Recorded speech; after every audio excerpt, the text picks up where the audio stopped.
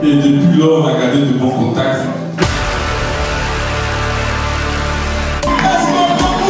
Le combat qu'il a déclenché.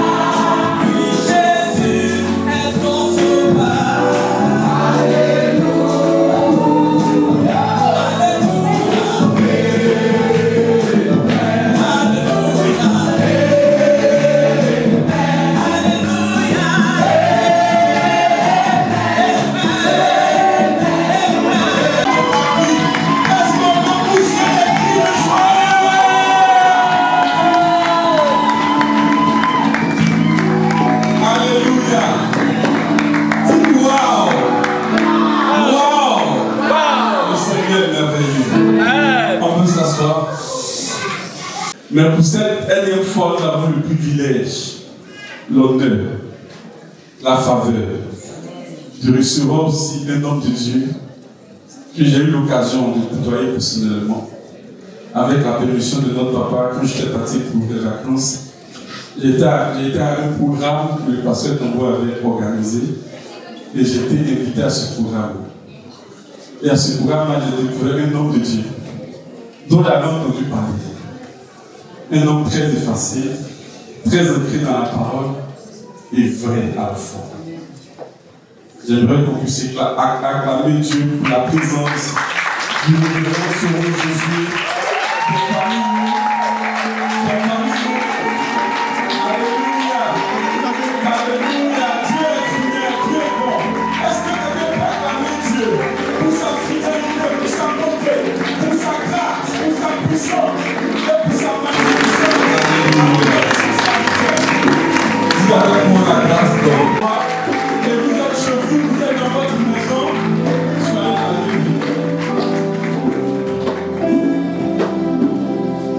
alléluia. Alléluia. Amen. Est-ce qu'on va acclamer très fort notre Dieu? Nous ressuscitons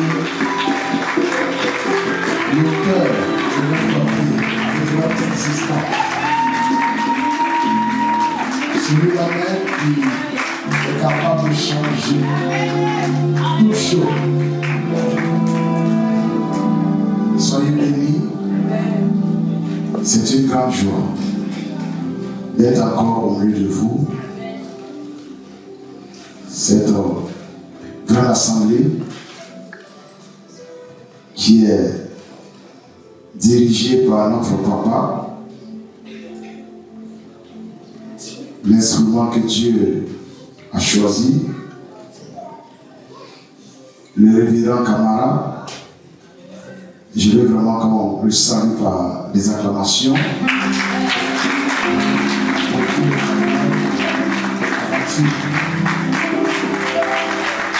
Il continue de faire de donner gloire à notre Dieu. L'église Grâce et Merveille. Je suis enfant de la maison. Je pourrais dire que je suis l'aîné. Amen. Alors, nous sommes là pour le programme Les élus de la grâce. Nous parlerons de la grâce. Comment des gens au milieu de la mort arrivent à survivre là où tout le monde est au tapis. Comment Ruth, qui a perdu son mari, Orpa, Naomi qui est allée avec son époux et ses 2 fils dans un pays où la malédiction a régné. Elle Elle a survécu là où son époux, qui était le leader, et les 2 fils ont été frappés par la mort. Qu'est-ce qu'elle incarne? Et c'est là qu'on voit l'importance de la grâce. L'importance. Parce que par cette grâce, Ruth a été réintroduite dans le mariage. Et pas n'importe qui. Lors de la saison de cette époque, Boaz, c'est la grâce de Dieu. Et la grâce est quelque chose de très très très important. Et nous sommes dans une église, grâce et merveille. Et la grâce va encore se manifester. Nous positionner sur les lieux élevés, comme a dit David. Il me fait marcher sur mes lieux élevés. Et chacun de nous doit pouvoir marcher sur son lieu élevé, selon que Dieu a programmé et prédestiné les choses. Nous avons un ennemi commun, le diable, qui est tellement jaloux. Le combat qu'il a déclenché, nous n'étions pas là, mais il est acharné. Il veut forcément nous arrêter. Il sait avec qui il a combattu. Il sait où le trouver. Mais c'est sur nous qu'il est chaud.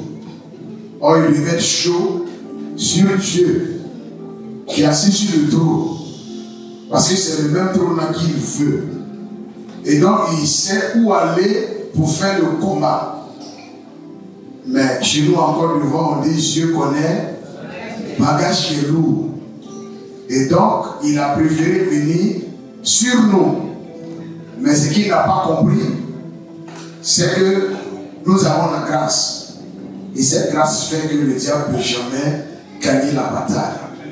Dieu qui permet que je sois ici, dans ce lieu de grâce, pour célébrer son Saint-Nom.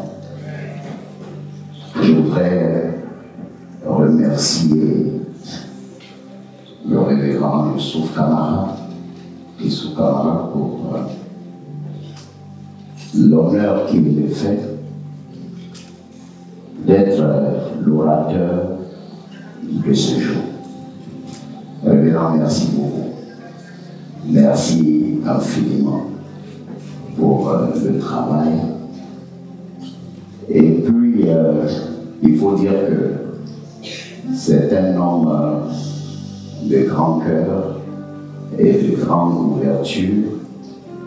Et pour nous autres orateurs qui intervenons dans d'autres communautés, j'avoue que ça allège, ça dégage tout ce qui peut être pression. Et donc l'échange que j'ai eu avec lui ce matin était très encourageant pour moi. J'aimerais qu'on acclame le Seigneur pour lui.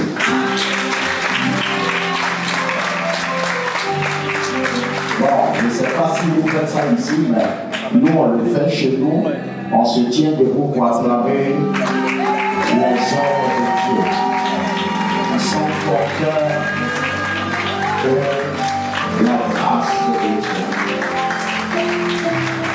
Merci.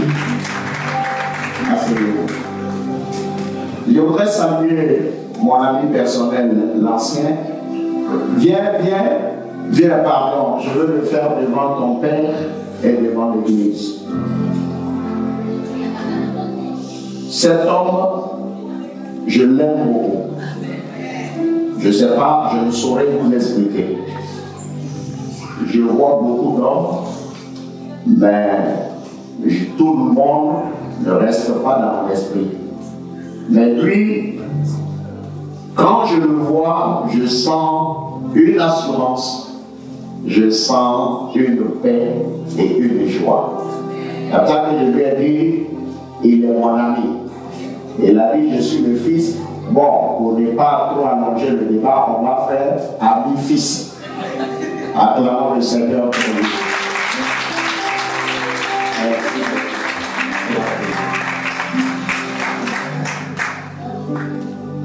Je veux remercier le frère Laurent qui organise cette grande conférence, qui est responsable de la Next TV et qui est membre de cette communauté.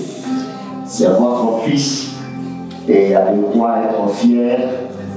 Je l'écoutais comme ça, mon révérend, quand il me retraçait sa vision par rapport à la propagation de l'évangile. Et j'étais impressionné. Parce que l'expansion de l'évangile, malheureusement, n'est plus trop l'actualité de plusieurs.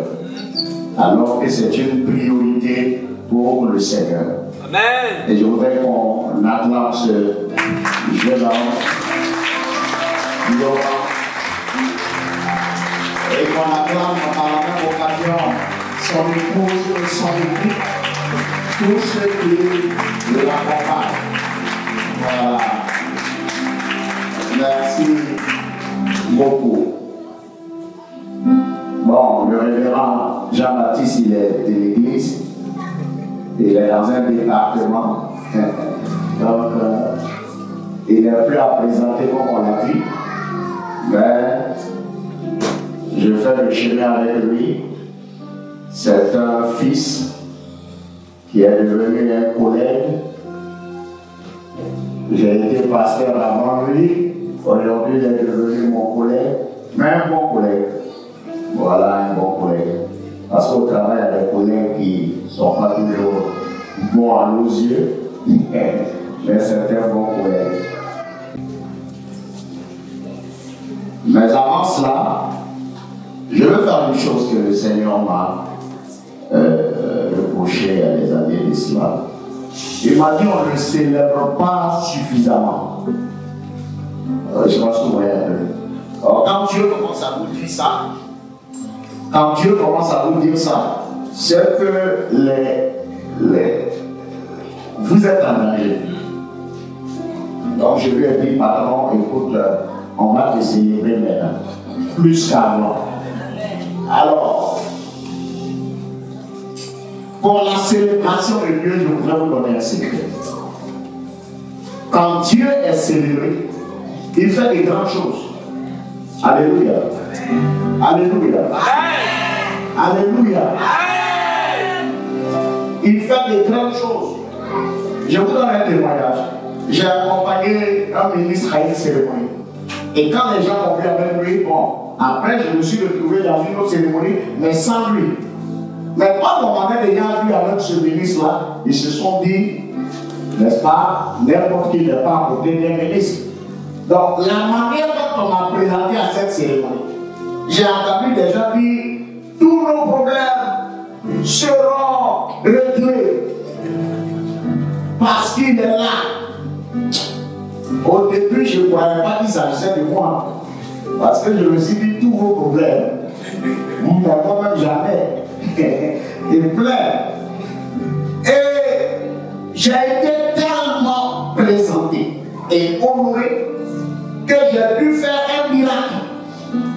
Voyez, et dans mon élan, il a fallu que le Seigneur me rappelle alors pour me dire, il y a un lendemain. Sinon, j'ai dit, bon, je donne 100 000 à tel groupe, je donne 50 000 ici.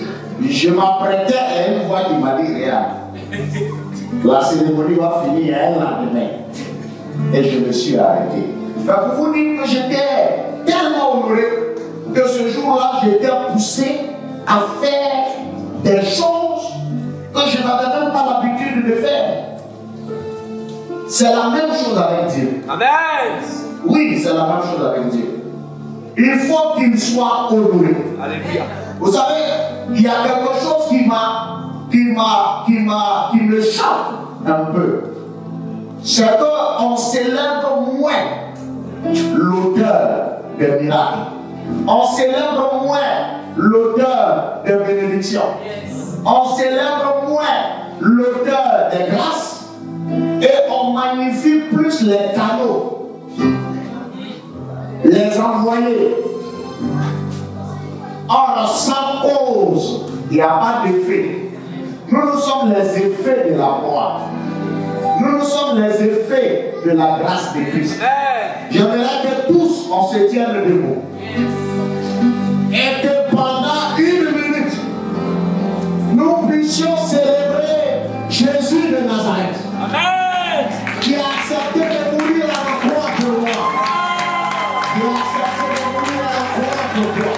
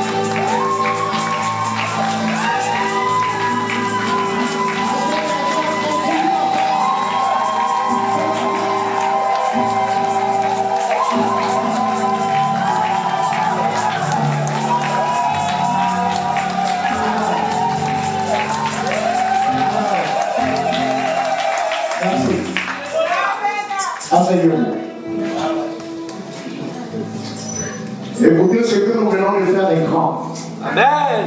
Parce que je suis l'orateur de ce jour, mais je ne mérite pas d'être l'orateur. Je ne suis que le produit de la grâce du Seigneur. Et je ne peux pas l'oublier. Tout à l'heure, si j'ai une parenthèse, je vous relaterai mon témoignage. Mais tout est à l'honneur du Seigneur. Amen. Qui m'a pris dans la poussière pour faire de moi son serviteur. Mais j'aimerais qu'on lise Jean chapitre 5 ensemble. Jean chapitre 5. Et nous allons lire le verset 2 jusqu'au verset 8. Je fais la lecture. C'est comme ça ou bien il y a quelqu'un qui doit lire? On regarde? Ah, je peux? D'accord. Or, à Jérusalem, près de la porte des brebis, il y avait une piscine qui s'appelle en hébreu Bethesda, qui avait 5 portiques. Sous ces portiques étaient couchés un grand nombre de malades, des aveugles, des boiteux, des paralytiques, qui attendaient le mouvement de l'eau. Car un ange descendait de temps en temps dans la piscine et agitait l'eau. Et celui qui y descendait le premier, après que l'eau avait été agitée, était guéri, quelle que fût sa maladie. Là se trouvait un homme malade depuis 38 ans. Jésus l'ayant vu coucher, et sachant qu'il était malade depuis longtemps, lui dit: veux-tu être guéri? Le malade lui répondit: Seigneur, je n'ai personne pour me jeter dans la piscine quand l'eau est agitée. Pendant que j'y vais, un autre descend avant moi. Lève-toi, lui dit Jésus, prends ton lit et marche. Acclamons la parole de Dieu.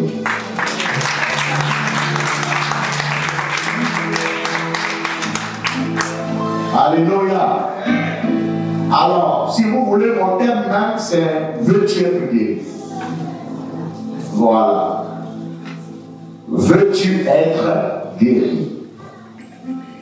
Et cette lecture que nous venons de faire met en relief plusieurs choses importantes que je voudrais développer avec vous rapidement et je sais que cela va vous faire du bien par la grâce de Dieu. La piscine de Bethesda, c'est une histoire dont on a entendu parler, qu'on a lu, qu'on a prêché, mais qui ne finit pas de livrer ses enseignements. C'était une piscine comme toute autre piscine, mais elle est devenue extraordinaire le jour où elle a commencé à produire des miracles. Ça, c'est un premier point que je voudrais qu'on relève. Une piscine parmi tant d'autres. Comme ici à Paris, il y a plusieurs piscines dans les maisons, dans des lieux de plaisance, etc. À Bethesda, il y avait une piscine. Mais ce n'était pas la seule piscine, mais c'est la seule qui a été révélée dans les Saintes Écritures. Pourquoi? Parce qu'elle avait une particularité. Cette piscine produisait des miracles. Et quand les gens ont eu l'écho et l'expérience que cette piscine produisait des miracles, ils se sont tous partagés l'information. Et tous ceux qui étaient malades venaient s'amasser là. Mais la Bible précise que c'est un ange qui remuait l'eau de la piscine de Bethesda. En un mot, cette eau est devenue extraordinaire sous l'impulsion d'un être surnaturel, d'un envoyé de Dieu qui venait transformer quelque chose qui était ordinaire en extraordinaire. C'est comme ça que cette piscine s'est distinguée. Je voudrais vous dire ici aujourd'hui que quand l'Éternel Dieu manifeste sa grâce dans la vie d'une personne, dans la vie d'une nation, elle devient automatiquement extraordinaire. Parce que la grâce, par définition, est une faveur imméritée. Donc, parmi plusieurs piscines, il y avait même des cours d'eau plus extraordinaires que la piscine en question. Mais cette piscine s'est imposée parce qu'elle était manipulée par la main puissante de Dieu. Est-ce que quelqu'un m'entend? C'est pour ça que les gens s'attroupaient autour de cette eau. Le Dieu que nous servons, qui s'est révélé à l'humanité par Jésus-Christ de Nazareth, est un Dieu qui a la capacité de faire passer ce qui est ordinaire en extraordinaire. Il a la capacité de distinguer une vie, il a la capacité de distinguer une communauté, il a la capacité de distinguer une nation. Quand il intervient dans la vie de quelqu'un, cette personne va se connecter à l'extraordinaire. Je tenais à relever cela. Et je tiens à dire aussi qu'il faut, à travers ce premier point que j'aborde, comprendre que ceux qui sont sous l'égide de Jésus-Christ ne sont pas n'importe qui. La piscine ici représente la présence de Dieu. Amen. La piscine ici représente l'Église où Dieu manifeste sa présence. Vous savez, j'entends souvent les gens dire on est pareil, Dieu parle à tout le monde, Dieu me parle dans ma chambre, Dieu me parle dans mes rêves, il peut me parler à n'importe quel moment. Nous sommes tous pareils, sauf que ce n'est pas forcément vrai. Ce n'est pas forcément vrai. La manifestation de la grâce de Dieu nous distingue. Et je voudrais que chacun comprenne cela. Pourquoi cette piscine était particulière? Il y avait un ange qui faisait un travail. Tout simplement. Et parce que cet ange faisait ce travail surnaturel, cette piscine est devenue extraordinaire. C'est pour ça que je parle de grâce. La grâce, cette faveur que nous ne méritons pas, que Dieu décide de façon souveraine de manifester à notre endroit. Je prie que vous soyez des hommes et des femmes de grâce au nom de Jésus. Je prie que vous soyez des hommes et des femmes de grâce au nom de Jésus. Alléluia. Alléluia. Qui le comprend? La Bible dit Christ en nous l'espérance de quoi? De la gloire. Si Christ entre en toi, ta vie change. Si Christ entre dans ton cœur, ta vie change. Alléluia. Elle fait quoi? Elle change. Vous savez, le message que nous lançons, qui est ce grand appel du Seigneur Jésus, qui dit venez à moi pour tous qui êtes fatigués et chargés, n'est pas un message de folie, c'est un message de raison. Jésus a appelé tout le monde à venir. Vous allez remarquer qu'il n'a pas fait de spécifications. Il a dit venez à moi pour tous qui êtes fatigués et chargés, je vous donnerai quoi? Du repos. Il y a certains aspects que je n'ai pas énoncés ici, mais qui font partie des compétences du Seigneur. Dieu est capable d'alléger nos fardeaux. Amen. Dieu est capable de nous décharger. Alléluia. Dieu est capable de transformer nos fardeaux et de faire de ces fardeaux des jougs légers. Amen. Et favorables. Alléluia. Alléluia. Amen. Il est capable de le faire. Amen. Ce qu'il convient de comprendre ici, c'est d'avoir le Seigneur dans notre vie, dans notre cœur.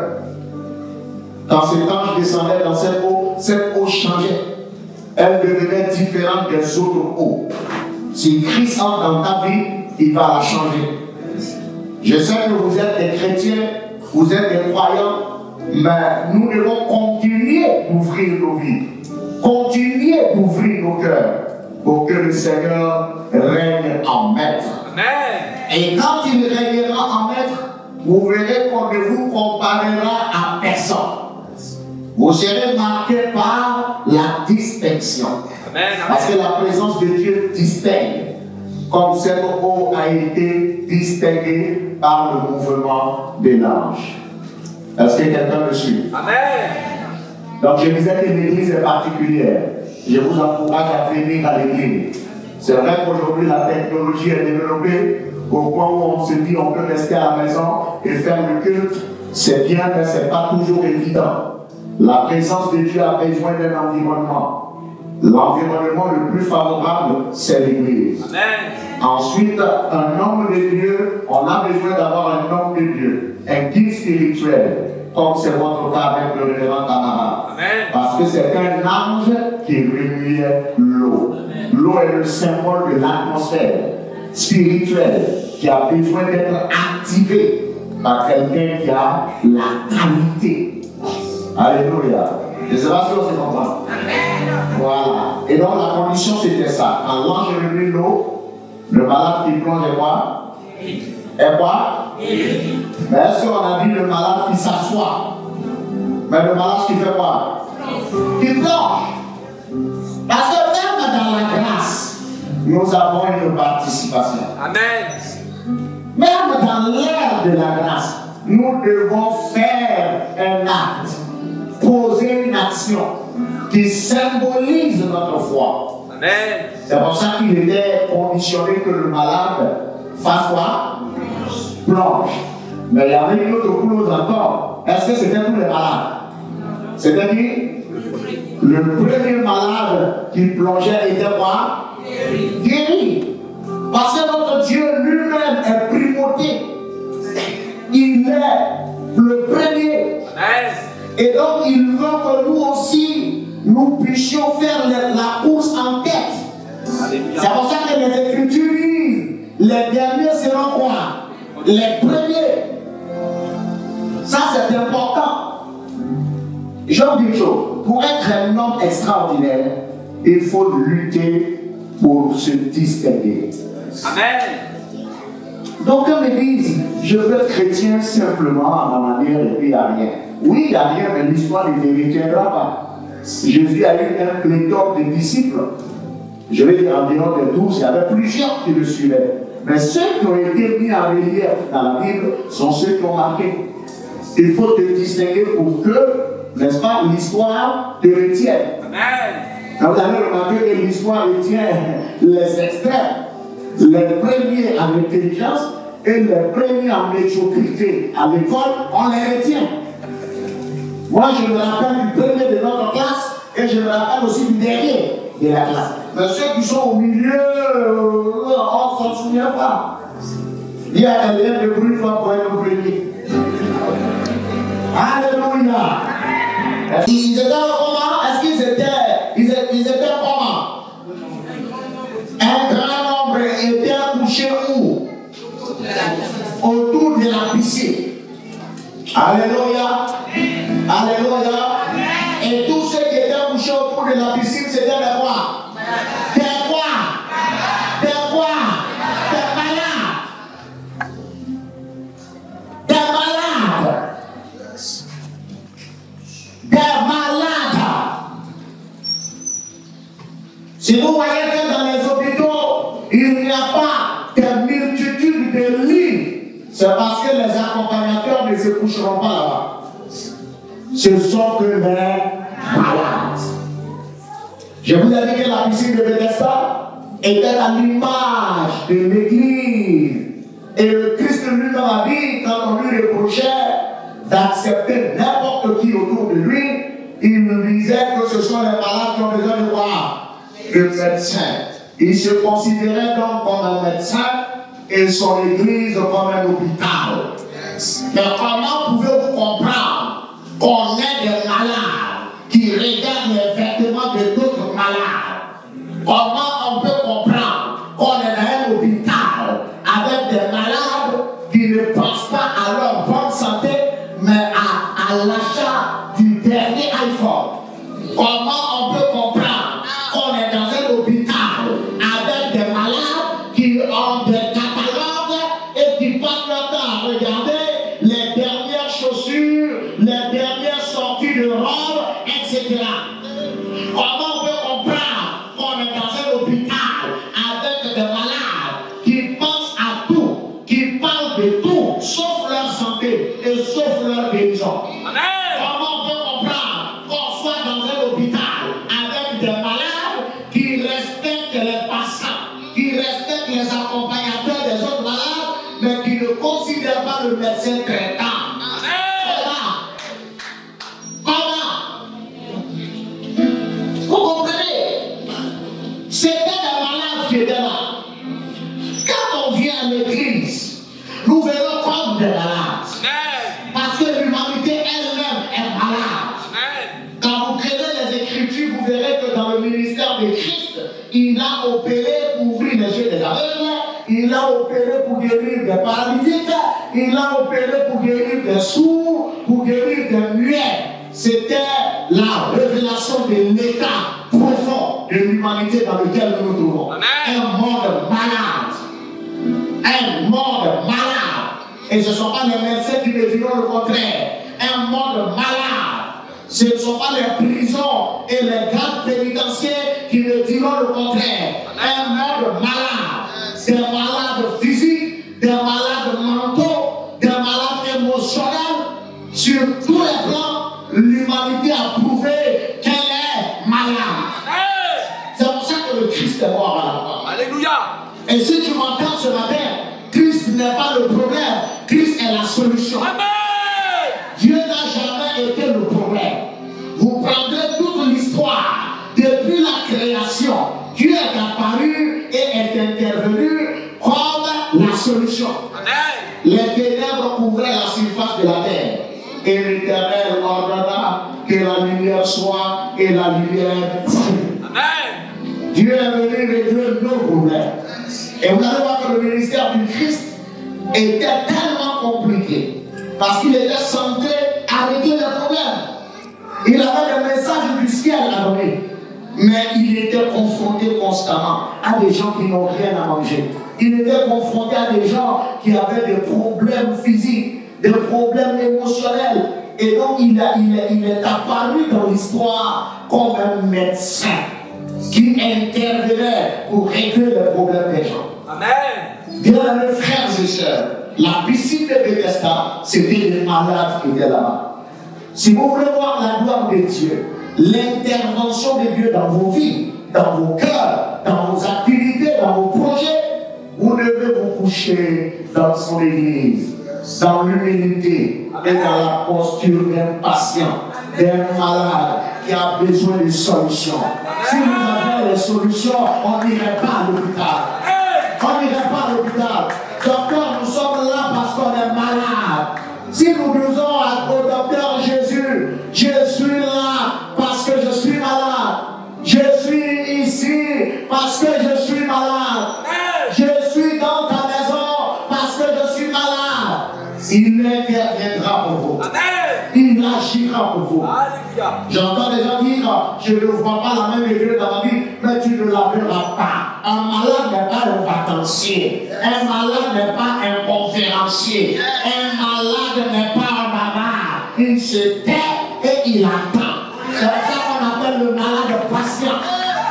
Une église impatiente est une église en contradiction avec les principes. Un malade n'impose pas son temps. Un malade n'impose pas son agenda. Il attend son tour pour que le docteur intervienne. Vous savez, je suis à beaucoup de solutions. Moi qui vous parle, il m'a guéri. Mon témoignage, c'est que le Seigneur a guéri mon cœur. Alors que je pensais qu'il fallait qu'il me guérisse physiquement. Très souvent, nous considérons les pathologies visibles et extérieures. Alors que les pathologies visibles et extérieures ne sont que la partie visible de l'iceberg. Le plus grave se trouve à l'intérieur. Les blessures les plus mortelles se trouvent à l'intérieur. Se trouvent à l'intérieur. C'est pour ça que Dieu a protégé tout ce qui est important pour nous. Il l'a caché à l'intérieur de nous. On peut couper le bras de quelqu'un, il peut vivre. On peut lui enlever un œil, il peut vivre. Mais sans son cœur, il ne vivra pas.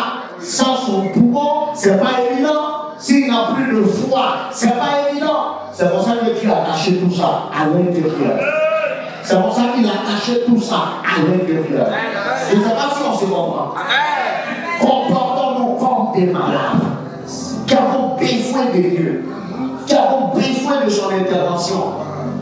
Vous voyez, le problème du manque d'intervention de l'Éternel, de Jésus dans l'Église, c'est qu'il est en face de gens bien portants, trop bien portants, qui semblent ne pas avoir de problème. Quand quelqu'un dit je m'ennuie à l'église, il est bien portant. Quand quelqu'un change de fiancé chaque week-end, il est bien portant. Il est bien portant. Quand le malade connaît tous les épisodes des feuilletons les plus longs, il est bien portant. Je ne sais pas si on se comprend. Il est bien portant. Quand le malade commence à crier la nourriture, il est bien portant. Et longtemps, il est guéri. Le problème, le Seigneur n'est pas un prestidigitateur. Le Seigneur n'a rien à prouver. Si vous m'entendez, donnez-moi un amen bien. Les gens lui ont demandé des miracles, il n'a pas fait de miracle. Il n'a rien à prouver. Tu le crois, il est Dieu. Tu ne le crois pas, il est Dieu. Tu es content, il est Dieu. Tu n'es pas content, il est Dieu. Il est règle parmi nous. Il est règle parmi nous. Alléluia. Alléluia. Et laissez-moi vous dire aussi, hein, il y a des gens qui quittent les hôpitaux parce qu'ils sont fâchés. Alors, il y a longtemps que j'attends, ils ne viennent pas, je m'en vais. Tu as déjà vu, on a attrapé un malade qui sort de l'hôpital. Non, parce que les gens t'attrapent pas. C'est qui t'a emmené là, ça va te ramener.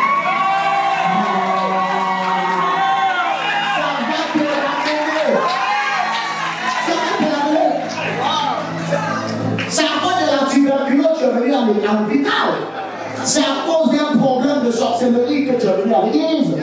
Tu avais un manquement, tu avais un problème, c'est pour ça que tu étais là.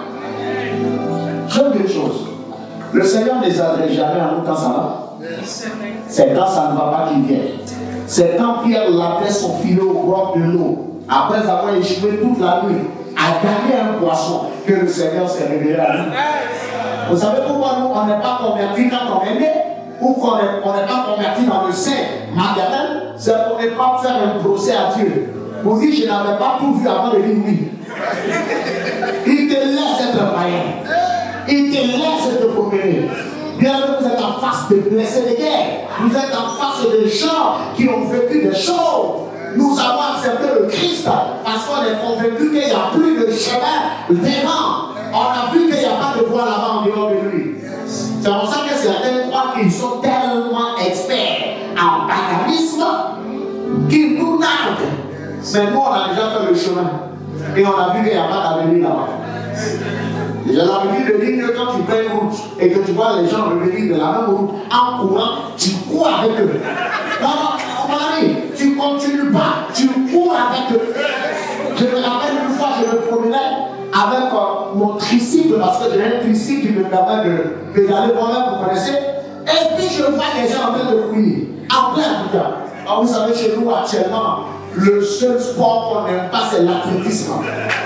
Ah oui, à cause de nos crises à répétition, on n'aime pas voir les gens courir. Dès que j'ai vu les gens en train de courir, j'ai tourné mon tricycle dans le sens inverse et j'ai commencé à pédaler.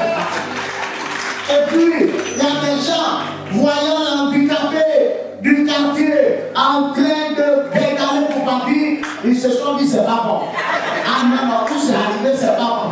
Et quelques-uns ont osé me demander qu'est-ce qui se passe. Et moi, sans hésiter, je leur ai dit c'est gâté. C'est gâté.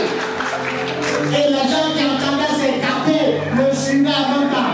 Pour dire où ça s'en va, c'est pas bon. Quand tu prends le chemin et que les gens reviennent de là, avec amertume, déception, larmes, tu ne continues pas. Ça veut dire qu'il n'y a pas d'issue là-bas. Il y a même vraiment des personnes qui viennent à l'église convaincues qu'il n'y a pas de lendemain en dehors de Dieu. Amen. Moi qui vous parle, ma famille ne comptait pas sur moi. Ma famille a estimé que j'étais un échec. Parce que quand un enfant naît, on fonde un espoir sur lui. Mais à condition qu'il soit valide. Parce qu'on se dit, il peut trouver un travail, il peut faire ceci ou cela. Mais moi, je suis venu dans un contexte compliqué déjà. Et mes parents n'y croyaient pas. Personne n'y croyait. Non, merci. Personne n'y croyait. Vous voyez, et dans ce contexte-là, ma famille ne comptait pas sur moi. Et si ma propre famille ne comptait pas sur moi, ce n'est pas les gens qui allaient compter sur moi. Vous comprenez? Mais l'Éternel m'a pris. L'Éternel m'a pris. Vous savez, Jésus-Christ prend ceux qui n'intéressent personne. Il prend ceux qui n'intéressent personne pour que le témoignage lui devienne en exclusivité. Vraiment, pour que et gloire lui sera premier en exclusivité. Oui, c'est ça. C'est ça. C'est ça. Ce qu'on jette. Vous avez beaucoup de poubelles ici, j'ai remarqué ça ces derniers temps. Parce que vous aimez jeter les choses, c'est plus important pour moi, je jette. Ça n'a plus de valeur pour moi, je jette. Mais c'est un symbole, c'est l'image du monde. Il y a des femmes qu'on jette, il y a des hommes qu'on jette. On a fini de les utiliser, on les jette parce qu'on estime que c'est terminé. Or, la Bible dit que tant qu'il y a du jus dans une grappe, c'est une bénédiction. On ne l'achète pas. Vous savez, on m'avait jeté et le Seigneur m'a récupéré. Il y a des sociétés spécialisées dans le recyclage. Et ils aiment les choses qu'on jette. Parce que quand toi tu n'en as plus besoin, ils ont besoin de ça. Et ça ne leur coûte rien. Et puis il faut un travail sur ce que toi tu as jeté parce que tu n'en voulais pas. Prenons un exemple, c'est les sachets. Quand on finit d'utiliser un sachet, on le voit, on le jette. Et il y a des gens qui prennent ça et qui s'en vont recycler le sachet. Le même sachet que tu as jeté gratuitement. il va réapparaître au marché. Mais sous une autre forme que tu ne reconnaîtras pas. Et tu seras obligé de débourser de l'argent pour récupérer ton propre sachet qui est devenu une bassine, une assiette, un gobelet, etc. Tu vas voir débourser de l'argent. Parce qu'il y a eu un travail. Vous savez, peut-être que c'est ici, mais moi j'ai un agenda très chargé aujourd'hui. J'ai pas le temps dans le pays. Tout le monde veut me voir dans le pays. Alors je vous assure, tout le monde, des plus pauvres aux plus grands. Et ça, c'est de l'autorité publique en Côte d'Ivoire. Un jour, le ministre m'a appelé, il m'a dit est-ce qu'on peut se voir à 9h? Je lui ai dit 9h, c'est trop tôt. Je dors, je vais venir vers les 11h. Tu sais, quand Dieu t'enlève dans la souffrance, et te donne un nom, il ne faut pas aussi. Il ne faut pas te vendre moins cher. Alors, je n'entends pas voir là. Je dis, je n'entends pas voir là. En affaire là de moi, je n'entends pas voir là. Est-ce que quelqu'un peut se tenir debout?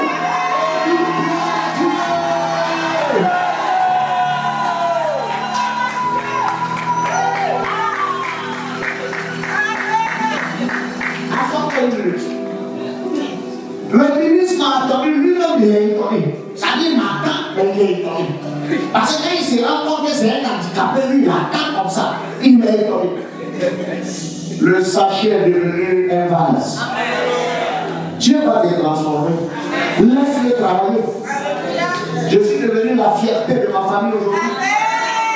J'ai plus de 50 personnes sous ma charge que je nourris sous ma charge, l'handicapé de service. Celui à qui personne ne croyait. Un jour, ma mère mangeait un gros poisson. Elle est décédée maintenant, paix à son âme. Elle mangeait un gros poisson. Et puis, pour la petite histoire, ma mère priait à l'église grâce et merveille de Yukro. Chez le pasteur Kamagate. Oui, c'est là-bas qu'elle priait. Et donc, un jour, je lui ai donné un poisson braisé. Là, elle mangeait chez nous les poissons frits, poissons braisés. Qui connaît braisé? Dis à ton voisin, c'est braisé. Et donc, elle était en train de manger avec appétit. Et je lui ai dit, maman, c'est tout, c'est pas que je dis, c'est tout. Je lui ai dit, qui a acheté? Elle dit, c'est quelle question? Ça lui dit, non, le poisson n'est pas venu de lui-même. Qui a acheté? Elle dit, c'est toi. Mais vous savez pourquoi cette question est sortie? Quand j'étais bébé, face à l'humiliation, elle avait décidé d'aller me jeter sur la route pour qu'une voiture m'écrase. Et c'est quelqu'un qui est sorti de nulle part qui lui a dit qu'est-ce que tu t'en vas faire? Elle dit rien. Il dit je sais que tu veux faire du mal à cet enfant, mais tu ne sais pas ce qu'il va devenir demain. Et cette parole a tourmenté ma mère. Et elle a fait demi-tour. Et elle m'a raconté ça. Donc je lui rappelais ça tout le temps. Quand je suis fâché, je lui rappelle. Quand je suis content, je lui dis, tu vois, celui que tu devais jeter avec l'eau du bain, qui a acheté le poisson? Elle dit, c'est moi. Je lui dis, tu vois ce que je suis en train de faire. Je déclare ce matin, dans cette église, grâce et merveille, que le Dieu qui m'a pris de nulle part, qu'il te prenne, qu'il te façonne, qu'il te donne une identité, que le monde regarde et que la gloire lui revienne. Donne-moi ton amen fort. Alléluia. Alléluia. Est-ce que quelqu'un me suit? Donc regardez. Il a fait de moi son serviteur. Dieu, en me prenant comme le sachet usagé qu'il a transformé, pour faire de moi son serviteur.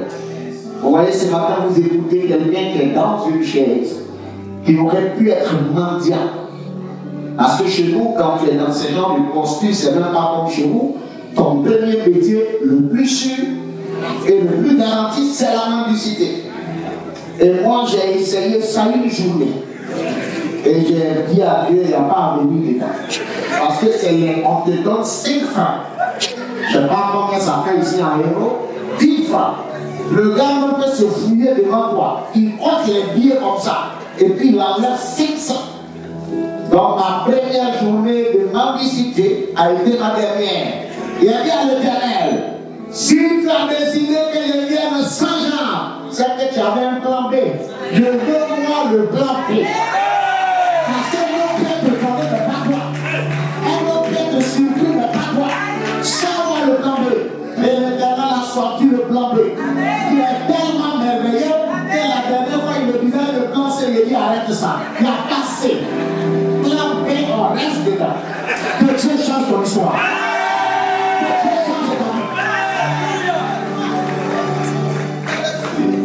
Excusez-moi, je fais le plus vite que je peux. Mais le troisième point important, regardez ce que Jésus dit. Cet homme va vivre quelque chose. Mais je vais aller un peu devant. Il est là. Et puis Jésus vient avec dans le lieu. Il vient là. Le grand Jésus arrive à la piscine de Bethesda. Mais il venait pour quoi? Il venait pour des choses. Première chose, il venait pour cet homme. Deuxième chose, il venait changer la nature du régime relationnel entre Dieu et les hommes. Avec la nature du régime relationnel entre Dieu et les hommes. Donc il arrive à la piscine. Il ne s'occupe pas des autres. Il va directement vers le doyen de la piscine. L'ancien. Un homme qui est là depuis longtemps. Depuis 38 ans. Les gens l'appellent vieux père. Doyen. Parce qu'il est là depuis 38 ans. Il n'avait pas 38 ans. Depuis le jour où il est arrivé, et sa rencontre avec Jésus, 38 ans il est passé. Et Jésus vient vers lui. Directement. Et il parle avec cet homme. Et il intervient dans la vie de cet homme. Alors qu'il y a plein de malades qui étaient là. Je vais vous dire une chose. Ce n'est pas tous les malades qui ont besoin de médecin. Ce n'est pas tous les malades qui ont besoin de guérison. Parce qu'il y a des malades inconscients qui oublient qu'ils sont malades.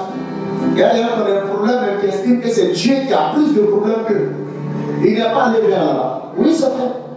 Il y a des gens. Moi, je suis pasteur.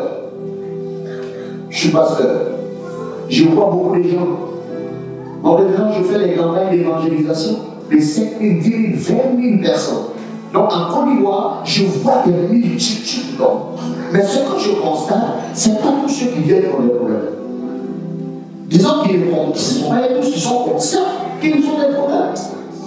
Il a laissé tous les autres malades et il est allé directement vers cet homme. Pourquoi je vous dis ça? Cet homme a expliqué que quand il voulait aller à l'eau, il y a des gens qui le devançaient. Et puis il y avait personne pour l'aider. Une manière de dire que même à la piscine de Bethesda, il y avait des sorciers. Les oiseaux qui viennent comprendre. Le sorcier, c'est celui qui oublie pourquoi lui-même il est là et qui s'occupe des autres et qui combat les autres. Sinon, on est tous malades. Pourquoi quand on va combattre quelqu'un d'autre? Jésus est allé directement vers cet homme. N'oubliez pas ça. Deuxième chose importante pour laquelle il est allé vers lui, sa résilience. Sa résilience. Sa capacité d'encaisser, de subir, mais de ne pas s'écrouler. Il y a des gens pour un parler, ils sont capables de convoquer le royaume des cieux. Pour un manque d'argent, un week-end, ils sont capables de dire Seigneur, assois-toi ici pour qu'on parle. Mais cet homme, pendant 38 ans, il souffrait. Pendant 38 ans. Mais il n'a pas quitté la piscine. Des gens qui vont aux églises pour des petits problèmes. Problème avec son patron. Je quitte l'église, mais l'église ne vient pas là-bas. Je quitte l'église. Cet homme n'a pas quitté la piscine de Bethesda. Retenez ça. Pendant 38 ans. On a des gens qui nous parlent de procès. Je n'ai pas vu la gloire de Dieu. J'irai chercher un prophète afghan. J'irai chercher un prophète chinois. J'irai dans telle communauté. Cet homme ne l'a pas fait. Il est resté là. Parce qu'il est venu par la foi. Il a entendu que cette piscine est unique. Il ne se croyait pas en train d'aller ailleurs. Il est resté là. Et sa fidélité a été récompensée. Lorsque Jésus de Nazareth est venu dans ces lieux uniquement pour cet homme. Pourquoi il est venu uniquement pour lui? Parce que c'est lui seul qui a été élu ce jour-là. Le jour où Jésus est venu, il est le seul qui a été élu. Jésus est venu récompenser sa fidélité. Si tu es intègre fidèle, Christ te récompensera. Je te dis la vérité, Christ te récompensera. Je vous raconte une histoire. Quand je suis devenu pasteur, les gens se moquaient. mon exemple, j'ai été méprisé, même encore, quand le Seigneur m'a recruté, les gens étaient énervés. On dit, mais comment dans notre équipe, on peut avoir un paralytique? Et un jour, j'étais fâché, je leur ai dit, quand on fait un remplacement et qu'on enlève les valides et qu'on s'en va chercher les boiteux et les paralytiques, ça veut dire que vous vous promeniez inutilement sur le terrain. Sinon, on n'allait pas venir nous chercher.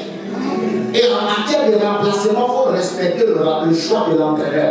Un entraîneur, quand il fait un remplacement, c'est pour régler un problème.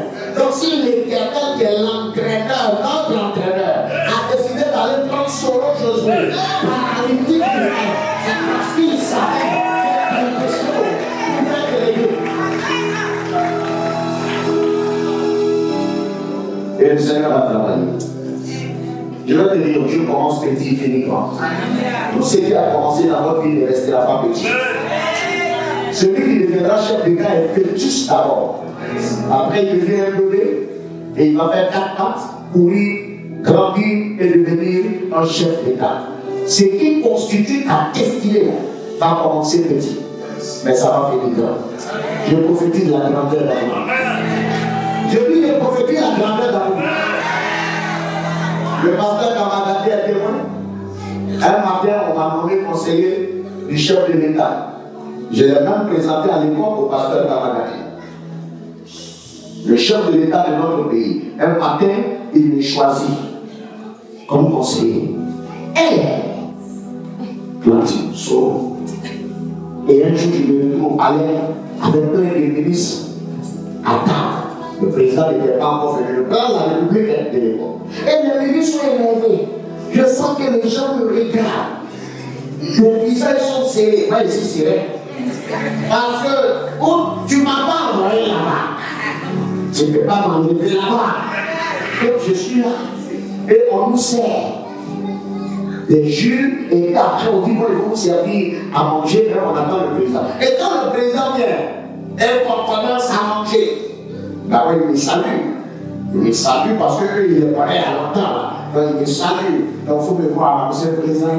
Monsieur le président, j'exagère, mais c'était mon jour. Amen. Et il dit maintenant on va manger. Mais avant que on m'installe, mon fauteuil roulant, vous savez, c'est pas facile de m'installer dans ce genre de décor. J'ai marché sur les pieds de plusieurs ministres. Quand le bureau, même les fermes prennent un. Monsieur le ministre d'État, excusez-moi, le bureau monte sur le pied de la mère. Il est énervé, il ne peut pas crier le président là. C'est le président qui nous a envoyé tout là. Et je disais à mon fauteuil roulant, profite de ça. C'est un jour de gloire. Profite, on a souffert. On a souffert. Il est énervé. Profite, prenez-le, achetez-le. Alléluia. Et les gens étaient fâchés. Et dans mon cœur, j'ai dit, mais vous n'habitez pas là. Nous tous sommes chez le président. Parce qu'on m'a invité, c'est pour ça qu'on m'a invité. Le Dieu qui m'a élevé, qui m'a pris dans la poussière, je vous dis la vérité, et qui est allé me mettre dans des lieux que je ne méritais pas, il agisse dans votre vie, il agisse dans vos ministères, il agisse dans vos entreprises, il agisse dans vos cœurs et dans la société des hommes. Vous voyez, de la poussière à la table des grands. De la poussière à la table des grands. Jésus est venu pour ces malades de l'intestin. Vous savez, moi, Christ est venu à moi. Parce que sans Jésus, moi, je suis mort. Donc, je vous dis, je suis mort. Moi, je suis mort. Je suis mort. Aujourd'hui, moi, j'ai consacré plus de 2000 pasteurs. 2000. Vous vous imaginez? Mais parce que quand Dieu te construit, tout le monde vient être sous ton abri. Je me suis marié à l'une des plus belles filles de la terre. Mais là encore, c'est un miracle. C'est un miracle. Parce que je me rappelle la dernière fille que je voulais, elle a pleuré. Pendant que je lui faisais mes avances, dans tout mon sérieux, après 3 jours de jeûne, elle pleurait. Et vous savez comment elle pleurait? Et Dieu. J'ai cherché Marie quand c'est le boiteux, les paralytiques qui sont candidats. Et moi je suis rentré choqué. Et le Seigneur m'a dit non, ne sois pas choqué. Ne sois pas choqué. Une porte s'ouvre quand il y a la clé. Laisse-moi agir. Laisse-moi travailler. Et le Seigneur va travailler ma vie.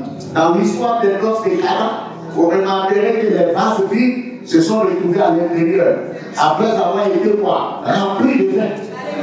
Donc Dieu ne s'occupe pas de ce que tu vis comme mortification, comme méchanceté, comme humiliation. Il privilégie la construction de ta personnalité. Il travaille à te donner un statut et une identité. Une fois que le travail est fait, les portes vont s'ouvrir. C'est ça. Et je prends mon témoignage, excusez-moi, je vais finir tout de suite. C'est ma vie là. C'est ma vie, mon corps. Regardez-moi dans ce fauteuil. Il l'a fait pour moi. Il l'a fait pour moi. Et moi je parle, je vous donne ces témoignages, pas pour m'enorgueillir. Je suis comme l'aveugle de naissance. Quand les gens ne croient pas que tu mérites même le témoignage, tu es obligé d'être ton propre témoin. C'est pour ça que j'en parle. Il est capable de le faire. Jésus est arrivé vers cet homme. Il lui a dit, veux-tu être guéri? Mais là encore, on était maintenant dans une dimension révolutionnaire. Depuis quand Dieu subordonnait son intervention à la volonté des hommes. Jamais ça n'a été comme ça. Dieu a toujours agi souverainement, sans demander notre avis. Mais Jésus, devant la résilience de cet homme, devant la patience de cet homme, devant l'exploit de cet homme, il était devant un héros de la patience. Il était devant quelqu'un de résilient, capable d'encaisser, mais de ne pas chuter. Face à cet homme, le Seigneur dit, que veux-tu? Désormais, c'est ce que tu veux que le ciel va faire. Regardez ça. Et cet homme, il dit, tu vas guérir. C'est comme toi, on te demande, tu vas milliardaire. Il y a des questions, on ne peut pas le voir. C'est bon, c'est bon. Il a posé cette question à cet homme. Veux-tu guérir? Avant d'avoir la réponse. Hein? Il a pas dit oui. Il a passé son temps maintenant. Il a dit non, tu sais, c'est les gens.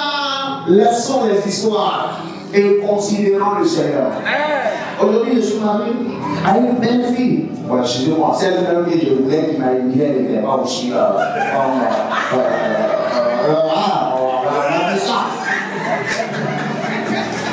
ma femme est tellement belle, qu'un jour quelqu'un m'a vu avec elle, et puis il dit, mon frère, ta soeur est jolie. Le père du soeur est qui? Et j'ai dit au Seigneur, tu vois, tes enfants là, quand ils sont dépassés par les problèmes, ça va vers la folie. Je vais brûler un sénateur. C'est ma femme, il appelle ta soeur. Dieu m'a béni. Je vous dis ça. Et quand je vous le dis, je n'ai aucun mérite. Je peux me déplacer seul. Quand je venais dans l'avion, je suis le seul passager qui n'a pas uriné. J'ai conservé mon urine alors que j'en avais envie, mais les conditions ne me permettaient pas. Jusqu'ici. Et dans l'avion, je disais au Seigneur, tu m'as aidé, aide-moi à ne pas être mon problème dans cet avion. Vous savez ce que je vis? Je vis ça tous les jours. Mais Dieu m'a changé. Il m'a donné une identité. Si mon cas n'a pas été possible à Dieu, ce n'est pas mon cas qui sera possible à Dieu. Ce n'est pas les gens qui le projettent. Ce n'est pas parce que la nuit a été longue que le jour va se lever. Ce n'est pas parce que la souffrance a duré qu'elle ne s'arrêtera pas. Tout ce qui a un commencement a aussi une fin. Tout ce qui a un commencement a aussi une fin. Si ça commence un jour, ça va finir un jour. Je ne peux pas comprendre que le bonheur a une fin et c'est la souffrance qui ne doit pas finir. Tout ce qui a un commencement a une fin. Et si vous entendez cette parole que je vous donne, je le dis du fond de mon âme, en m'appuyant sur les Écritures. Il n'est jamais tard pour Dieu. Il n'est jamais tard pour Dieu. Les 38 ans que cet homme a passé n'étaient pas la preuve de ce que Dieu était inconscient, insensible et méchant. Non, Dieu voulait que cet homme voit ce que le monde est. Pour qu'au changement, il ne change pas. Quand tu sais dans quel monde tu es, tu t'attaches à celui qui t'a sorti. Tu ne lâches plus sa main. Imaginez cet homme guéri. Après 38 ans, comment pouvait-il compter sur un tel monde? Il lui a montré que ce monde lui a montré sa méchanceté, sa laideur. Dieu l'a laissé dans ça. Il y a des choses, Dieu vous laisse longtemps dans des choses pour que vous sachiez avec qui vous êtes, là où vous êtes, dans quel environnement vous êtes. Moi qui vous parle, par la grâce de Dieu, je rentre partout en Côte d'Ivoire. Dieu m'a ouvert des portes. Je ne vous mens pas. J'ai eu même la chance de conseiller plus de 5 chefs d'État. C'est des grâces que je n'ai jamais oublié que je ne marche pas. Je n'ai jamais oublié que je suis rien. Je n'ai jamais oublié que j'étais dans la boue, dans la poussière, et il est allé me prendre. C'est pour ça que je vous parle du fond de mon cœur. Le Seigneur est tout pour nous. Ne laissez rien vous distraire. Si la situation dure, c'est pour que le témoignage soit plus grand. Ce n'est pas parce que la théorie est condamnée. C'est parce que l'enfant qui va sortir sera un témoignage et une bénédiction. Mais regardez, 38 ans de maladie, la situation a été réglée en combien de temps? Répétez. Non, ne laissez pas parler comme ça. La situation a été réglée en combien de temps? En un jour, on va dire 38 ans de souffrance, 38 ans de méchanceté, de ténèbres. Et le problème est réglé par le Seigneur en un seul jour. Donc tu t'inquiètes pourquoi? Avec Jésus, en un jour, les choses peuvent changer. Avec Jésus, en une journée, ton histoire peut changer. Je prophétise que l'Éternel intervient et te visite en un jour. Que quelque chose se déclenche à partir de ce culte et ne s'arrête plus jamais dans ta vie. Donne-moi ton amen de d'ailleurs. Donne-moi ton amen de d'ailleurs. Amen. Et moi, Dieu m'a convaincu. Moi, à l'école, quand il y a un danger, tout le monde va me laisser. Tout le monde, depuis le CPR. Quand il y avait des dangers, chez nous, il y a des phénomènes de génie qui vont dans les écoles. Tout le monde s'en va et je reste seul. Seul. C'est là que j'ai appris à compter sur Dieu. Regardez-moi très bien, je compte sur Dieu, uniquement sur lui. Parce que c'est lui qui a vu de la valeur à moi. Là où les gens voyaient un homme exécrable, il a vu de la valeur à moi. Et il m'a façonné. C'est quand le vase d'honneur est achevé qu'on lutte son prix au marché. Est-ce qu'ils ont compris ça? Amen. Quand les gens négocient le prix d'une marchandise là, c'est parce que l'auteur a fait un chef-d'œuvre. On discute. Laissez Dieu vous travailler et vous allez voir que votre prix va augmenter sur le marché. Il a dit à cet homme, lève-toi et fais-moi. Bon, maintenant, quand il a dit à cet homme de se lever pour marcher, est-ce qu'il s'est levé? Est-ce qu'il s'est levé? Excusez-moi, moi, quand je prêche, on communique avec moi. Parce que moi, le seul temps que je n'ai pas, c'est de prêcher au repos. Voilà, donc quand je prêche, il faut répondre pour qu'il sache que tu es avec moi.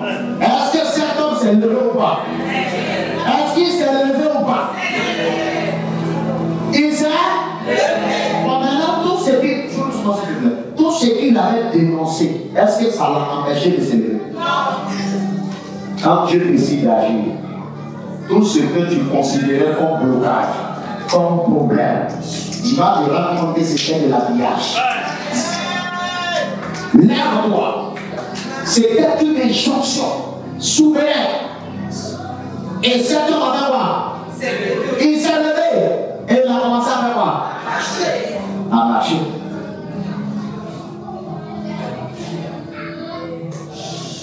Il s'apprêtait à partir. Qu'est-ce que le Seigneur lui a dit? Prends ton et marche. Si tu n'as plus de témoignage, il faut qu'il y ait des preuves pour ton témoignage. Cet homme sans lui, on aurait eu du mal à l'identifier. Oui, on aurait eu du mal à l'identifier. Et là où on a du mal à t'identifier, ton témoignage n'aura pas le même impact. Cet homme s'est levé, il a pris son lit et il a commencé à marcher. Parce que Jésus venait d'inverser les rôles. En donnant à cet homme de prendre sa revanche si c'est qui avait dominé sur lui. C'est celui qui le portait. Mais quand le Seigneur change les choses, c'est lui qui porte le lit de façon triomphale. Pour dire que maintenant j'ai autorité sur le lit. Comme le Christ qui a porté la croix de Gethsémani à Golgotha et arrivé à Golgotha, c'est la croix qui était obligée de le porter. C'est ça. lève-toi et fais quoi? Et marche. Et il s'est levé, il a commencé à marcher. Maintenant, en marchant, qu'est-ce qu'il a fait? Hein? On a vu là, il allait dans le camp pour louer Dieu. Quand Dieu agit dans ta vie, là, c'est pas pour aller dans les bistrots, les bars, les boîtes de Dieu et tout ça, il faut venir à l'église. Il faut venir à l'église. Et la Bible dit ceux qui l'ont connu étaient quoi? Étonnés que Dieu vous utilise pour étonner le monde. Je dis que Dieu vous utilise pour étonner le monde. Que Dieu vous utilise pour étonner le monde. Que ceux qui pensaient que vous étiez condamnés soient étonnés de ce que Dieu a fait pour vous maintenant. Et qu'ils rendent gloire au Seigneur. Qu'ils rendent gloire au Seigneur. Je t'ai venu ce matin pour dire que vous ne mourrez pas dans cette situation. Je ne sais pas dans quoi tu es. Peut-être que tu es insatisfait. Tu ne mourras pas dans cette situation. Il y a des gens qui meurent dans les situations parce qu'ils n'ont pas le Dieu qui change les temps et les circonstances. Cet homme aurait pu mourir sur ce lit. Et d'aucuns pensaient qu'il était déjà condamné à mort, c'est pour ça qu'il n'avait personne. Mais le Seigneur l'a pris là, il a changé son histoire. Et il lui a donné une indépendance. Vous voyez, le fait qu'il soit capable de marcher, d'aller et de venir, c'était un don de Dieu. Le Seigneur nous donne la liberté. Il ne nous sort pas d'un esclavage pour nous amener encore dans un esclavage pire. Il a donné à cet homme sa liberté. Ça me fait penser au boiteux du temps que les gens soulevaient et déposaient. Et un matin, ils l'ont déposé, les disciples du Seigneur l'ont soulevé par la puissance du nom de Jésus. Et il a commencé à marcher. Et les mêmes qui le déposaient et qui venaient le prendre sont arrivés là le soir pour le prendre, il n'était plus là. Que Dieu fasse que tu ne sois plus à la même place. Que Dieu fasse que tu ne sois plus à la même place. Qu'il t'enlève de la situation dans laquelle tu es. Qu'il t'enlève de tout ce qui t'obligeait à être sur place. Qui t'obligeait à être stagnant, qui t'obligeait à vivre dans le retard, à vivre dans le blocage, qu'il t'enlève de tout ça et qu'il te donne la mobilité, la motricité, la liberté, qu'il te donne le pouvoir d'écrire une histoire nouvelle à ta guise. Que les histoires imposées par les hommes, imposées par les démons, imposées par la sorcellerie, imposées par le diable, soient transformées par la puissance de Jésus. Et que vous ayez la liberté, vous ayez la liberté, car Christ est la liberté, qu'il vous donne la liberté. Soyez libres dans vos cœurs, soyez libres dans vos vies, soyez libres d'aller et de venir, soyez libres dans votre état de santé, soyez libres. Soyez libres, que le Seigneur vous libère, comme il a libéré Joseph et qu'il a établi à la table des plats. Que Dieu te sorte de la prison, que Dieu vous sorte des prisons, que Dieu vous sorte des incertitudes, qu'il vous prenne et qu'il vous positionne, que Dieu vous enlève des humiliations, qu'il guérisse vos cœurs et qu'il vous établisse à la face du monde. Que l'Éternel vous amène dans les lieux élevés, là où vos parents n'auraient pas pu vous amener, là où vos niveaux ne pouvaient pas vous amener. Que Dieu vous amène dans ces lieux et vous établisse dans ces lieux. Le Joseph qu'on a gardé en prison a été récupéré par la main de l'Éternel et est devenu premier ministre. Premier ministre. Et le Potiphar qu'il avait laissé en prison l'a récupéré au palais. Que là où les gens ne t'ont pas laissé, qu'ils te trouvent là. Donnez-moi des amens. Je suis en train de... Vous savez, si vous n'apprenez pas à saisir les promesses de Dieu, vous allez rester comme ça. Voilà. Vous allez rester comme ça. Le révérend du ciel, c'est la vie. Je suis allé dans un endroit. On m'a dit, il n'est pas l'heure parce qu'ils ont vu un paralytique. Or, j'avais garé ma voiture très loin. Je suis revenu l'après-midi à ma voiture parce que ma voiture coûte 100 millions. Quand ils ont vu la voiture, ils ont respecté celui qui était dans la voiture. Or, les mêmes, quand j'étais sans voiture, vont regarder, ils ont dit, mon frère, c'est pour partir là. Vous les handicapés, on ne comprend même pas. Vous êtes partout. Dieu a changé votre histoire. Je vous le dis, Dieu a changé votre histoire. Jésus m'a changé. C'est vrai, vous voyez que je le faisais qu'on soit dessus. C'est que, parce que je veux qu'il comprenne que ce qu'il a fait pour moi, je l'ai compris. Je veux qu'il sache que je n'ai pas changé. Pour ne pas qu'il soit tenté de me prendre plutôt que prévu. Et je lui ai même dit, tu vas faire quoi avec moi au ciel actuellement? Oh, tu vas faire quoi avec moi? Tu as comprends, je comprends pas. Parce qu'un jour, j'ai eu des palpitations cardiaques, j'ai cru que c'était la mort, et je lui ai dit, Seigneur, tu sais, c'est toi-même qui fais que les gens souvent parlent de moi. Hein? Tu exagères souvent. Alors tu as pris le pied, ça ne suffit pas. Mon petit cœur qui me permet de respirer. Et tu m'as béni, je mange bien. Pour ne pas que je profite de tout, c'est mon cœur que vous cherchez. Vous allez faire quoi avec mon cœur? Vous avez les cœurs d'Abraham là-bas. Donc tout ça, ça ne suffit pas. Bon, après ça, je n'ai plus de palpitations, mais c'est vrai qu'elle a pris. C'est mon cœur qui sait, mais mon cœur. Que Dieu change votre histoire. Bon, je vais terminer par viens avec mon costume. Voilà. Il faut faire le bon costume. Samson a été attaché par les Philistins. Celui qui l'a détaché, c'était le Saint-Esprit. Donc Dieu peut vous libérer, quelle que soit la situation dans laquelle le monde vous a placé. Il peut vous libérer. Donc ne doutez même pas de ça. Il a dit à cet homme, lève-toi et marche. Il n'a même pas considéré le type de maladie qui était à la base. Depuis combien d'années? Est-ce que les gens sont d'accord? Est-ce qu'ils ne sont pas d'accord? Non!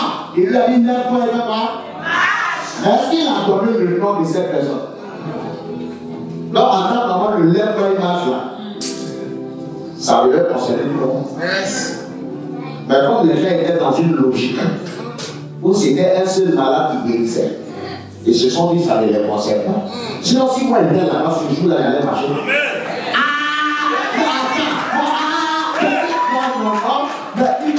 Depuis quand on est avec moi là, et puis quelqu'un vient et dit lève-toi et marche. Et il dit pas de quelqu'un. On va marcher. On va marcher. Ce jour-là, on allait marcher. C'est une révélation que je vous donne comme ça. Par la foi, nous participons aux promesses éternelles. Mais très souvent, on veut être tutoyé par la promesse. Or, il nous suffit de nous greffer à la promesse. Donc, les autres malades auraient pu profiter pour être guéris. Mais je termine par la boucle. Si les autres malades aussi avaient été guéris, l'histoire serait une symphonie inachevée. Vous savez pourquoi? Parce que pendant tout le temps, les autres guérissaient et cet homme les regardait. Donc, ils étaient acteurs, lui, il était spectateur. Donc, le Seigneur a décidé de faire deux spectateurs et lui, l'acteur. Que Dieu fasse le plein acteur. L'histoire qui va commencer avant la fin de cette année, que Dieu fasse le plein acteur et une actrice. Donne-moi ton meilleur la main. Que d'ici la nouvelle année, que tu deviennes un acteur. Que tu accomplis des exploits. Que tu réalises des choses rares, exceptionnelles, glorieuses. Donne-moi ton meilleur la main. Dis à ton voisin, je serai un acteur. Et les gens vont me regarder. Vous voyez que tout à l'heure, j'ai fait exprès, excusez-moi, j'ai fait exprès pour enlever mon costume. Ça aussi, je voyais ça dans les concerts et puis à la télé. Bon, maintenant, c'est quand je suis là, on me filme, les gens m'écoutent. Je dis, bon, il faut que je fasse ça aussi. Parce que la Bible dit cet homme n'a jamais marché. Donc, quand il a été guéri, la première chose qu'il a faite, c'est de quoi? Marcher, prendre sa vengeance. Marcher. Et bien, il a commencé à sauter. Et quand il sautait, c'était pour tester s'il est vraiment guéri. Moi, j'ai pour tester. Et quand il a vu que c'était ça, il a commencé à quoi? Danser. Et tout le monde était étonné. Et là, vous êtes un grand homme. Je voudrais vous dire merci. Du fond du cœur. Vous n'avez pas donné la parole à un orateur. Vous avez donné la parole à un témoin de ce que Christ fait. Ce qu'il a fait pour moi. C'est ça que je suis venu vous dire. Pour que vos membres, tous ceux qui m'entendent, sachent que rien ne lui est impossible. C'est pour ça qu'il n'empêche aucune attaque. et n'empêche aucune méchanceté. Parce qu'il sait que quand il sera l'heure d'agir, rien ne peut l'arrêter. Et Dieu vous bénisse.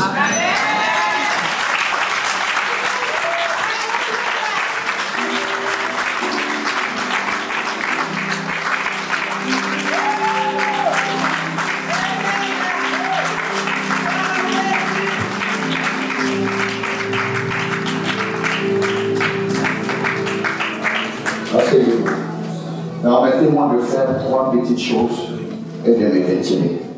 Mon révérend, vraiment merci.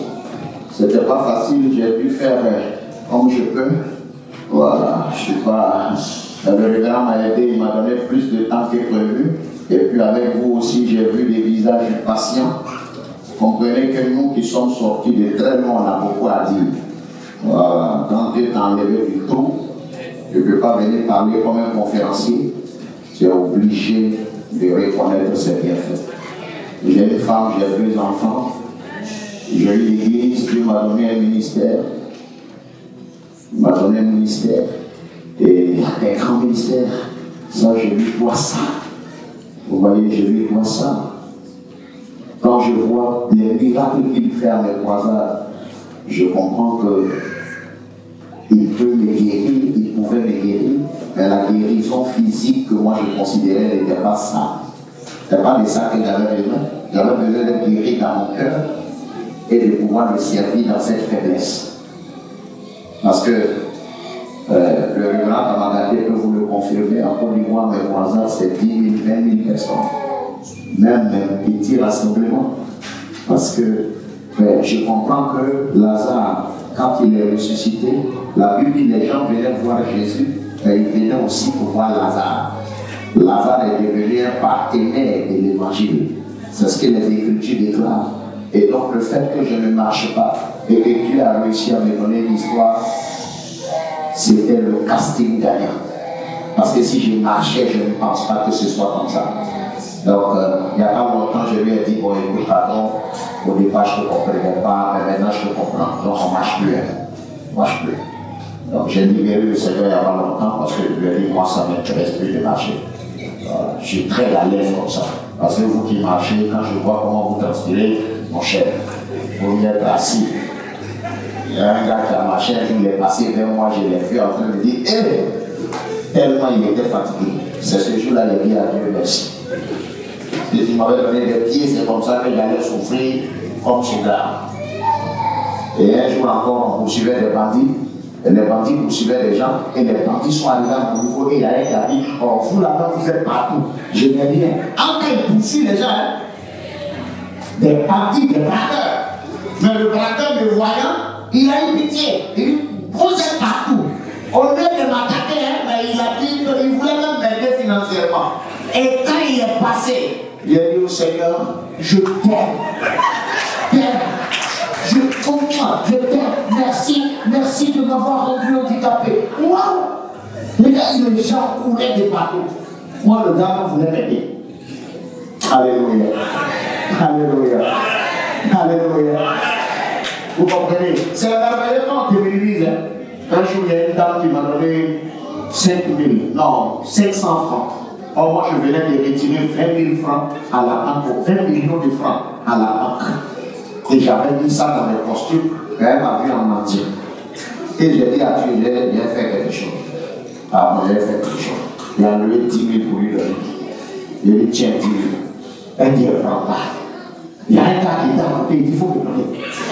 J'ai dit, les gens sont venus s'accouper comme ça. On dit, hé, la femme a donné 500 à l'handicapé.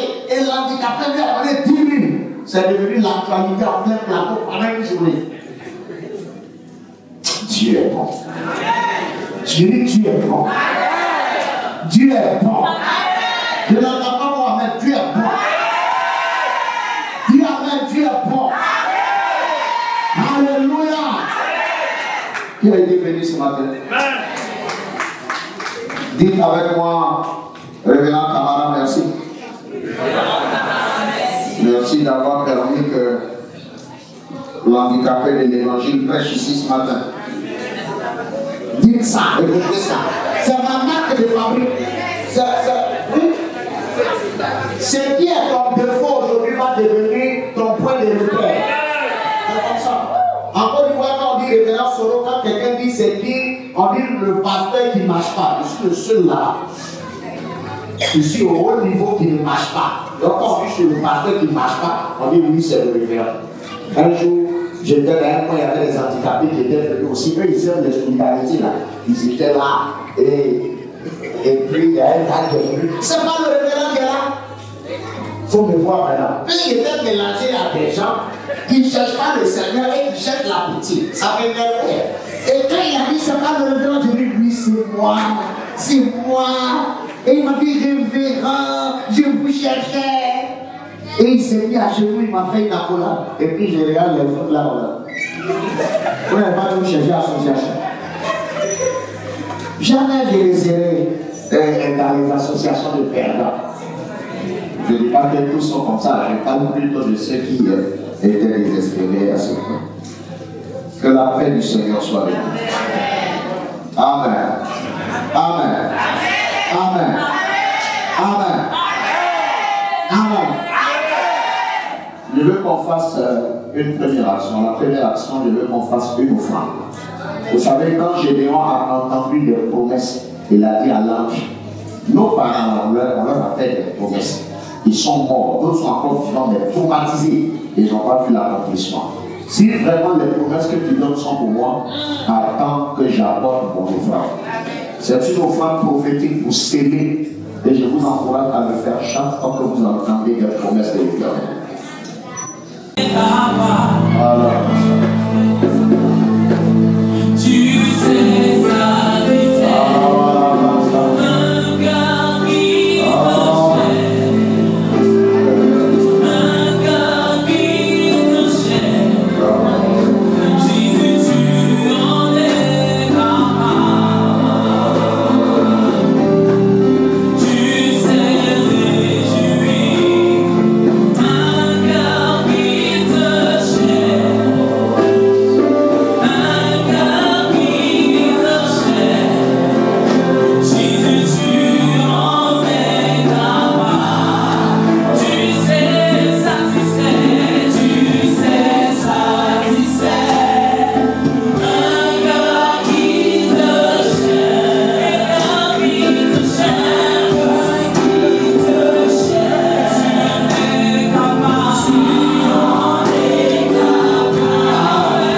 Tu sais ça, Seigneur, partage ces promesses à tous ceux qui ont donné.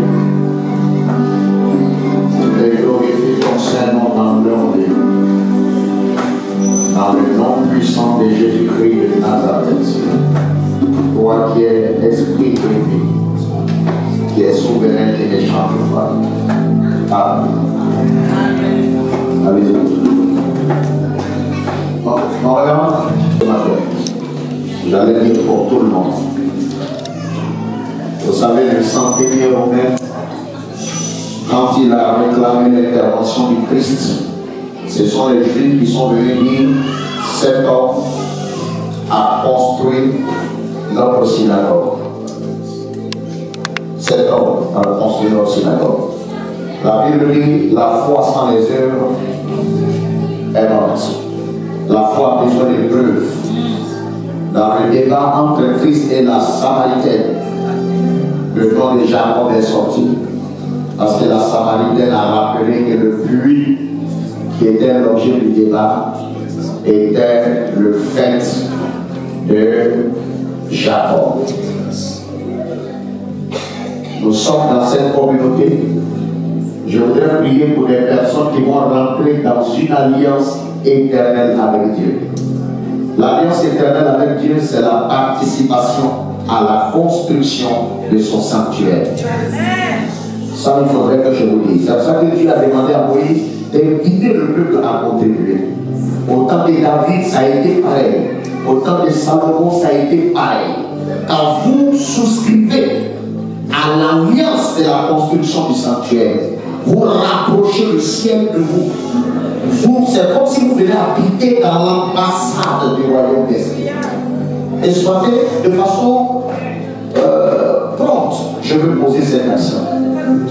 Et je voudrais ici invité, en fonction de ce que je dis, en fonction de vos possibilités, vous allez pouvoir le faire pour aider l'Église. Alléluia. Pour aider votre communauté.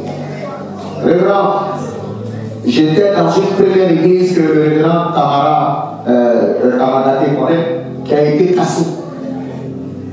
Elle a été détruite parce qu'il y avait l'environnement, les gens ont réclamé le terrain. Et il était question de reconstruire. Et j'ai trouvé un autre endroit. Et j'ai construit. Et j'ai dit à mon épouse, je veux faire un sacrifice qui va marquer le ciel. Pour que Dieu sache que je ne l'ai pas oublié quand il m'a béni. Amen. Et j'ai construit un temple de 72 millions. 72 millions de francs CFA. Tout seul. Tout seul. Et mon épouse ne voulait pas qu'elle me critique avec la belle famille. Je lui ai dit, c'est une alliance éternelle. Dieu ne nous oubliera jamais. Pendant que je suis en train de lancer cet appel, si tu as quelque chose, on m'a rien demandé. Le révérend et moi, on n'a pas communiqué. Ce qui m'a étonné, il m'a dit, tu es libre. Moi, je n'ai rien à te dire, c'est l'esprit qui doit te guider, faire le travail. Moi, je veux que tu viennes intervenir. Mais dans mon cœur, ce qui m'a béni et qui m'ouvre les portes jusqu'à présent, c'est la construction du sanctuaire. Alléluia. Alors je voudrais inviter ici tous ceux qui veulent marquer le souvenir de Dieu en donnant une sémence pour que l'Église puisse construire le sanctuaire du Seigneur. Alléluia. Je ne connais pas votre monnaie ici. Je ne la maîtrise pas. Mais je voudrais ici prier pour tous ceux qui peuvent apporter une contribution de 100 € pour la construction du sanctuaire.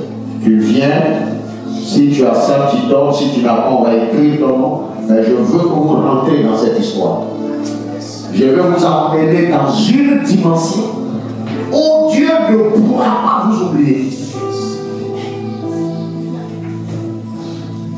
Et ça, je souhaite que ça soit tout le monde. Parce que, oui, tout le monde. Ça va aider à la construction du sanctuaire. Mais cette action que tu vas faire va te suivre toute ta vie. Moi, quand j'ai des petites difficultés, j'aimerais attraper le mur du temple que j'ai bâti. Oui, j'attrape le mur. Et je dis au Seigneur, voilà, je t'ai donné un peu d'argent quand même pour construire ta maison. Pour te souvenir de moi. Venez. Je demande à toute l'église de venir.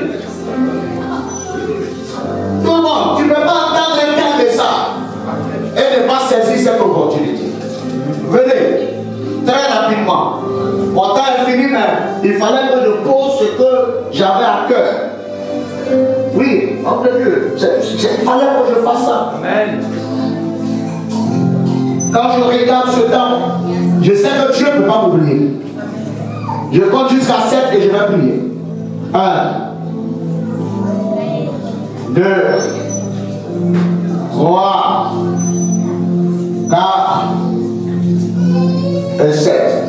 Dieu va vous donner plus. Levez les mains. Ceux qui ont ça, vous allez mettre dans le panier. Attendez le panier. Attends, voilà. Envoie la chaîne, on va mettre comme ça. Quand je fais la prière, vous venez vous déposer. Et si vous n'avez pas, vous indiquez comment vous allez. Ouais, voilà, vous allez donner votre nom. Mais tout le monde doit le faire. Levez la main. Seigneur, tu as créé le monde en 6 jours. Sans la participation de personne. Mais quand il a s'agit de construire le sanctuaire, tu as demandé à Moïse de lancer un appel. Parce que tu voulais que des hommes s'impliquent et que tu puisses intervenir en leur faveur. Tous ceux qui sont venus ce matin, apporter pour la construction du sanctuaire, je déclare maintenant même leur passage dans une dimension avec toi. La dimension dont Malachi parle, la dimension de la différence. J'appelle cette grâce et cette onction dans leur vie. Qu'ils soient différents. différents dans leurs activités, dans leurs affaires, dans leur commerce, dans leur travail, dans leur vie de tous les jours, au nom de Jésus. Amen. Je viens de poser, tu me serres la main, tu retournes à ta place. Si c'est pour donner ton nom, serre-moi la main, va à ta place. Que la grâce de Dieu soit.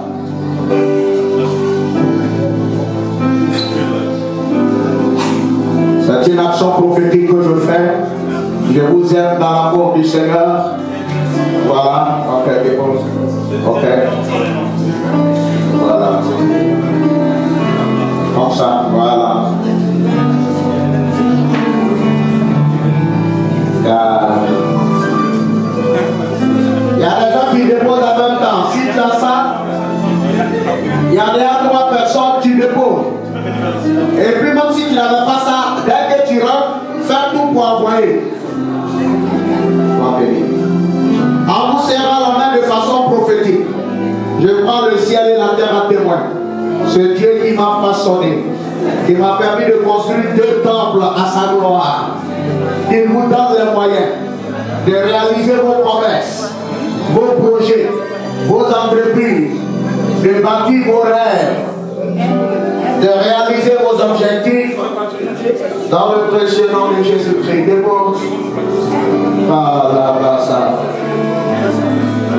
Est-ce que le groupe musical peut chanter parce qu'on est en train de finir? Je vais juste faire une prière de miracle de 2 minutes et me retirer.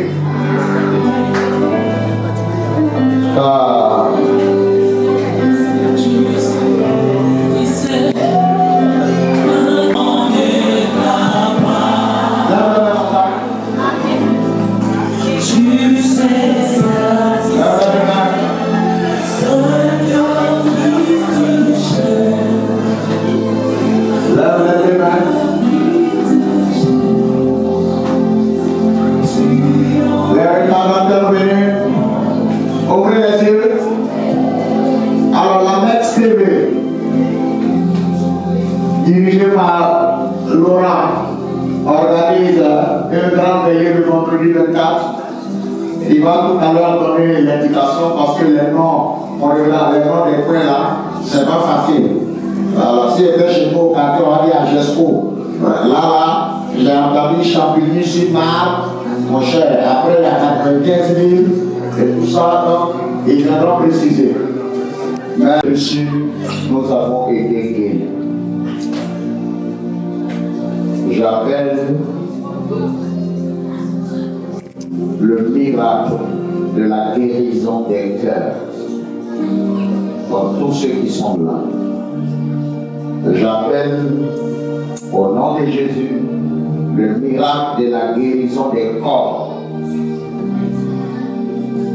J'appelle le miracle de rectification des situations. J'appelle la lumière dans les vies, dans les foyers, dans les maisons. J'appelle la grâce de Dieu qui a levé le palais de Bethesda sur la vie de chacun. Au nom de Jésus. Amen. Et Dieu vous bénisse. On continue d'acclamer le Seigneur, on continue d'acclamer le Seigneur.